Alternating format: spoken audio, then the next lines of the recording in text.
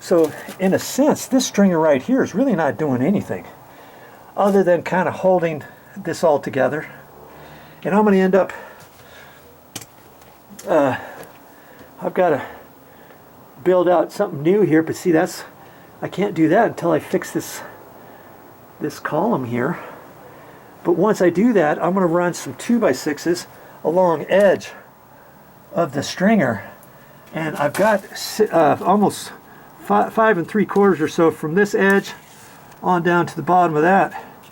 And if that was longer, I would have used a 2x8, but I can use a 2x6 all the way down, and then that's going to come up scab on the side of this, kaboom, and that's going to hold the weight. And I'm going to, this was a 2x6, so I'm going to take this off and put a 2x8 there probably, and that'll go down further, and that's going to hold up the weight of that. But granted, these are 4x12 stairs, and they can span a little bit, but I'm just going to end up doing that just to beef up these stringers, because I can. I'm just an average Joe, but you know, if you just put your thinking cap on, you can figure this kind of stuff out. Okay, keep watching my videos. When I get done with all this, with this whole thing, I'm going to have it all caulked with liquid nails on this whole thing, and then I'm also going to, on the outside of it, I'm going to caulk all that with some exterior grade caulking, and I'll show you what I use and stuff. And then I'm actually going to patch the tops of some of these 4x12s, because you can see that they have hairline cracks in them, and I'm going to fix all that stuff. And then I'm going to put some, I'm going to repaint those, and I'm not sure exactly how I'm going to do it, but I need to do this so that this is all self-contained, and when the snow comes, when the rain comes, I don't want it landing on the stairs and getting down inside the stucco down in here, making a big old mess like it did before. And I'll fix this deck and all that kind of stuff.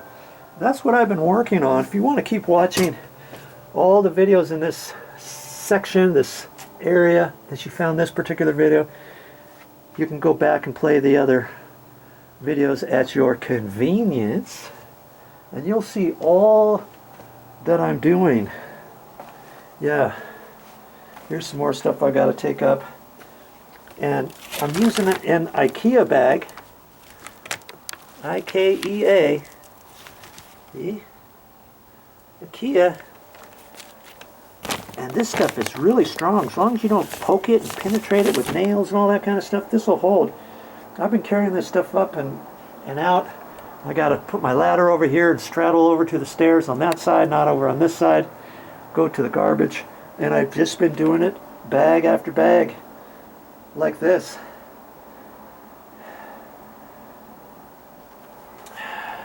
Because I can't get a wheelbarrow down to the downstairs area from outside, and so I just carry everything up there. I'll cut some of this stuff up smaller so that fits in my garbage can. You see, this piece here is probably about as long as I can do. There's a few in there that I'll have to cut, and then I'll cut up this 2x6 and this one. See, it's got nails on it, and so when I cut it, I just have to be careful on both sides and on the edges to see if there's any nails, and then I'll make strategic cuts so I don't dull my carbide tip blade or knock one of the teeth off. When you hit a nail, yeah, your blades, the teeth break off. Once one broken tooth, you can still use your saw blade for a while, but after that it's just going to be dull, and you're going to start thinking, okay, I see why now Joe's real careful when he cuts stuff like that, especially when there's nails. So you don't have to buy a new saw blade and so forth. Hey, so that's all I got for now. I'm not quite sure exactly. I'm going to get this kind of cleaned up and pulled up. It's almost time for lunch, and I'm just doing little bit, and before you know it, I'm going to be ready to start installing the new wood, but I've got to treat this wood first.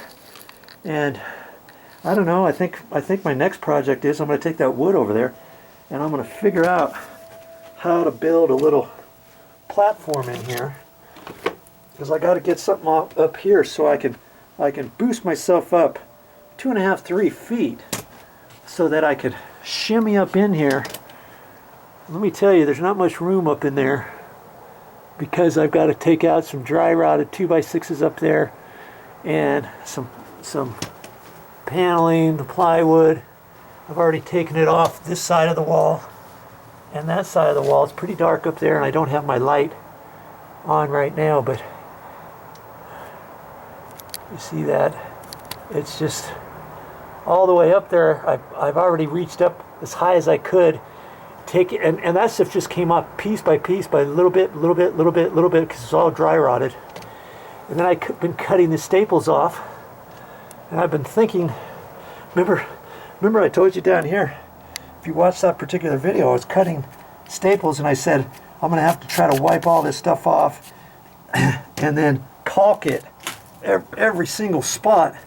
So if the stucco on the outside starts to leak, it runs on the back, it runs on the other side of this paper, and then it runs all the way down. If you start getting holes in the paper, it could drip out and get on the back side of the OSB plywood, and then it just soaks it up like a sponge and gets all wet and corroded. We don't want that happening. Well, I've got a different idea for that now.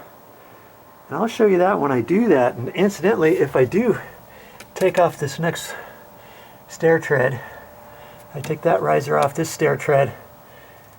If I do that, I think I'm going to continue this. This was a little spongy right in there, and I thought I could get away with that because I didn't think I was going to replace another stair tread. But if I take that off, then I can take this plywood.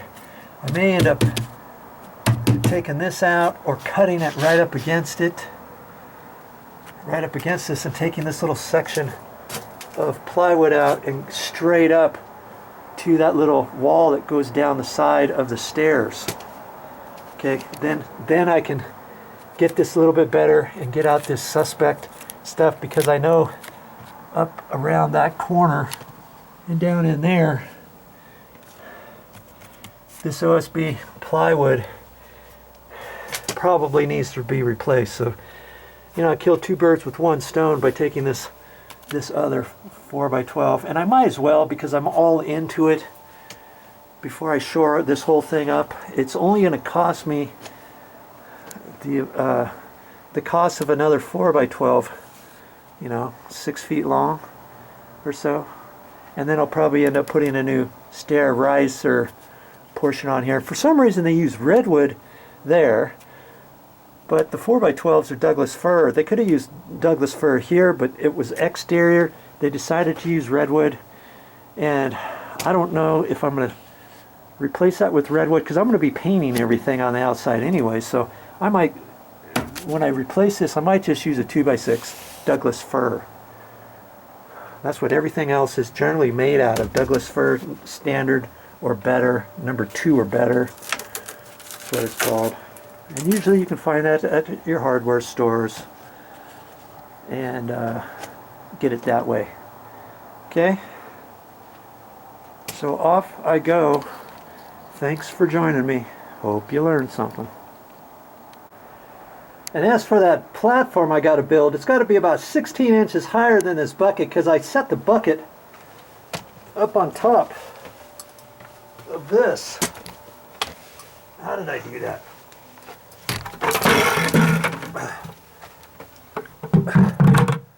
I set the bucket on there like that, and then I shimmied up as far as I could go, and then I reached up comfortably and then measured about how far that was from the top. So I know I got to make it about 16 inches higher than this. And I got my 8-foot ladder, and I thought, hey, I set my 8-foot ladder up in there, and sure enough it could fit, but then I didn't have enough room to crawl up in there. And then I thought, well, maybe if I buy a 6-foot ladder, like this orange one, but a 6-footer. Maybe I could squeeze that up in there and stand up on that and work on that. I could probably do that in a pinch, but I'm still going to be going up at an angle. I'm still going to be stepping on just one rung. And it's going to be hard to turn around on that ladder and stuff. And that ladder is going to cost me, oh, I don't know, $150 at the store. And I don't even know if I'm going to need a 6-foot ladder anymore. And I thought, well, I'll go to the store and buy some wood, build a platform. And then I got to thinking, hey, you know what? I pulled off some OSB plywood, and I could figure out, get some sturdy pieces of this. I've got some extra 2x6s that I tore out that are still in halfway decent condition that I could probably build a platform for nothing. Then I can build a nice square platform. I can turn around on it, work on this wall, flip around, work on this wall, flip around, work on this wall. It'll be nice and sturdy, and I think that would be better anyways, because then the ladder is not going to be in my way. Because if I get the ladder in there, the ladder is going to be 6 foot tall. It's going to be way up high, and that's going to be kind of in my way and restricting on trying to get up in there. So, you know, think about your project, think and see, do I have something I could reuse? Because I don't really care about it. I'm going to pull it out and I'm going to chop it up and throw it away after the fact anyways. Stupid me, I was thinking, well, okay, now I've got to buy 2 more 2x6s at $7 or $8 a piece or $10 a piece, and some plywood and all that. I've got $25 into building a little pad right there, or I can buy a ladder, but I forgot. Thinking, hey, why not just use this stuff? Now this stuff is old, it might be hard to nail into. I may have to pre-drill some of this stuff to put the nails in, you know, but hey, I'll do it because it won't cost me anything except the nails.